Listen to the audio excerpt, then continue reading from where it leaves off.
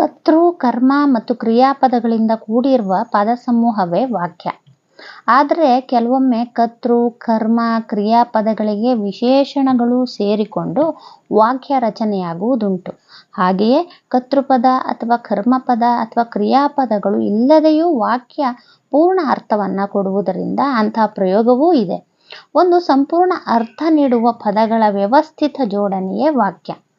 ಈಗ ಉದಾಹರಣೆಗೆ, ಈಗ ಬಂದನು. ಇಲ್ಲಿ ಕರ್ತೃಪದ ಇಲ್ಲ, ಆದರೂ ಕೂಡ ಒಂದು ವಾಕ್ಯದಲ್ಲಿ ಸಂಪೂರ್ಣ ಅರ್ಥವನ್ನು ಕೊಡುವಂತಹ ಪದಗಳಿದ್ದಾವೆ. ಈಗ ಬಂದನು, ಅವನಿಗೆ ಈಗ ತಾನೇ ತಿಂದನು. ಇಲ್ಲಿ ಕರ್ಮಪದ ಇಲ್ಲ, ಆದರೂ ಕೂಡ ವಾಕ್ಯದ ಅರ್ಥವಿದೆ. ಹುಡುಗ ಬುದ್ಧಿವಂತ. ಇಲ್ಲಿ ಕ್ರಿಯಾಪದವಿಲ್ಲ, ಆದರೂ ಕೂಡ ಒಂದು ವಾಕ್ಯದಲ್ಲಿ ಸಂಪೂರ್ಣ ಅರ್ಥವನ್ನು ಕೊಡುವಂತಹ ಪದಗಳಿದ್ದಾವೆ. ಆದ್ದರಿಂದ ಇಂತಹ ಪದಗಳ ಜೋಡಣೆಯನ್ನ ಆದ್ಯಾಹಾರಯುಕ್ತ ವಾಕ್ಯಗಳು ಅಂತ ಕರಿತೀವಿ. ಅಂದರೆ ಒಂದು